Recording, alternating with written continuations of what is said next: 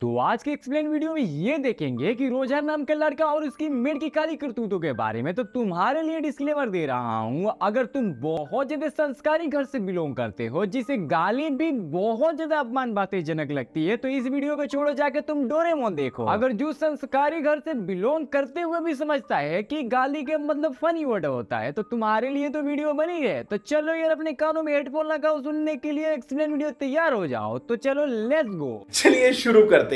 आज के वीडियो में ये देखेंगे कि 17 साल का रोजर नाम का लड़का अपने घर की हर एक नौकरानियों के साथ चरम सुख का आनंद लेता है। और एक दिन ऐसा आता है कि हर नौकरानियों को प्रेग्नेंट कर देता है। और इस घापाघप का अंजाम कैसे देता है और प्रेग्नेंट होने के बाद इन नौकरानियों के साथ क्या करता है, तो आज की मूवी के एक्सप्लेन वीडियो में यही देखेंगे। तो बात कर रोजर के बारे में, अगर रोजर को तुम ठरकी समझ रहे हो तो एकदम से गलत समझ रहे हो, क्योंकि एक रोजर बहुत ज्यादा शरीफ लड़का था। अब तुम्हारे मन में ये चल रहा होगा कि भाई तुमने बोला ये साला बहुत ज्यादा ठरकी है। तो देखो भाई, ऐसा इसलिए क्योंकि परिस्थिति के साथ स्थिति बदलना पड़ता है। जो रोजर था एकदम से बहुत ज्यादा शरीफ था, लेकिन इसकी सारी मेड एकदम से घटिया औरत थी। बात करें इन लोगों के बारे में, तो इनको मेड के सिर्फ एक ही बातें सूझ रही थी, थुकाई खुदाई निहुराई, यहाँ तक घापा घप, मतलब हर एक दिन भजन भजन चोदन किसी से करवाती रहती थी। और ये सारी हरकतें रोजर देखता था। ये सारी हरकतें देखने के बाद रोजर के भी मन में हार्मोन का उबाल होता है और वो भी ऐसा करने की कोशिश करता है और इस मिशन में सक्सेसफुल हो जाता है और घपाघप करने के लिए तैयार हो जाता है। जिस मेड को भजन भजन चोदन का लत लग चुका है वो तो छोड़ नहीं सकती, वो भी तैयार हो जाती थी इसके साथ। और ये सारी करने के बाद रोजर को भी चस्का लग चुका था पलंग तोड़ने का, और ये अपने घर की हर एक मेडों के साथ पलंग तोड़ गेम खेल लेता है। लेकिन यार ये गलती करता है, काश ये गुब्बारे का इस्तेमाल कर लिया होता तो 10 बच्चे का बाप ना बनता इसमें।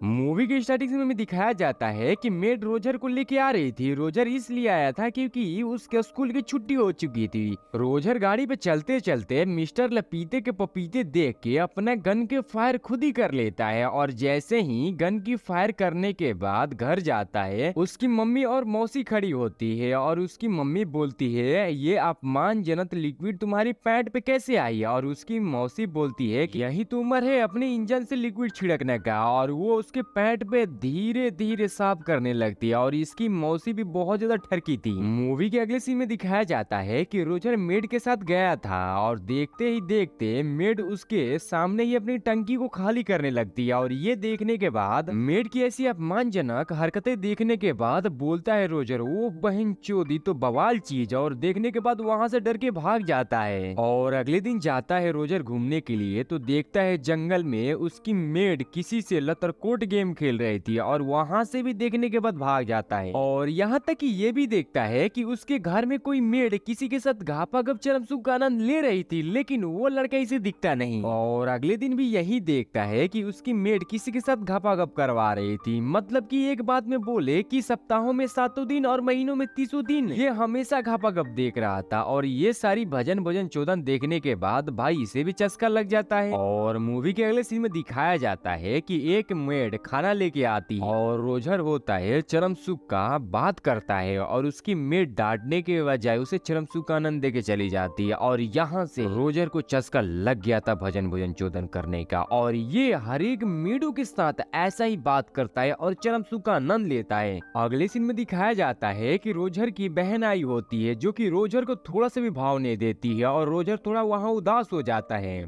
और कुछ देर बाद हम देखते हैं कि रोजर की मौसी फादर के पास गई थी और वहाँ दुख दर्द तकलीफ बताती है, और यहाँ ये बताती है रोज मैं सपने में रोजर के लिए प्यासी हो जाती हूँ। मतलब एक बात बोलूँ कि रोजर के साथ मैं रोज सपने में घावाघप करती हूँ। और ये सारी बातें रोजर छत पे सुन रहा था, और अचानक से छत से नीचे गिर जाता है और उसकी भांडा वहीं फूट जाती है। उसे सजा में मिलती है उसके गांड पे बम्बू मारने की, और ये शुभ कर्म उसकी मौसी ही करती है, गांड पे बम्बू मार के।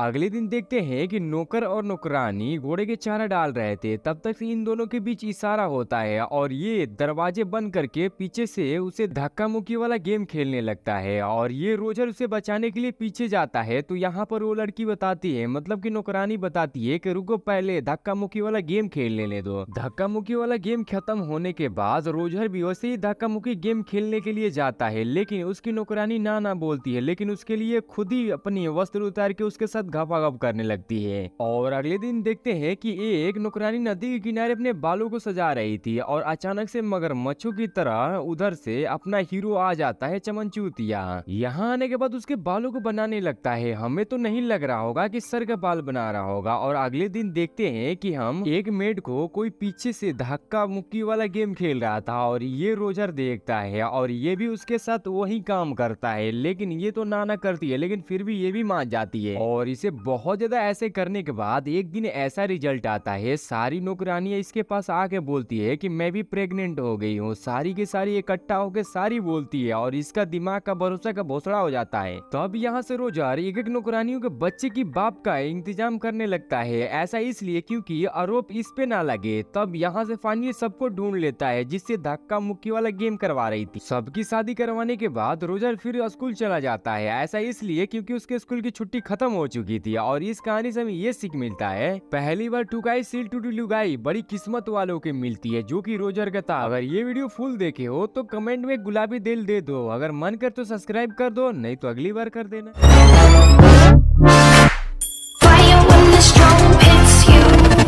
That's it, friend.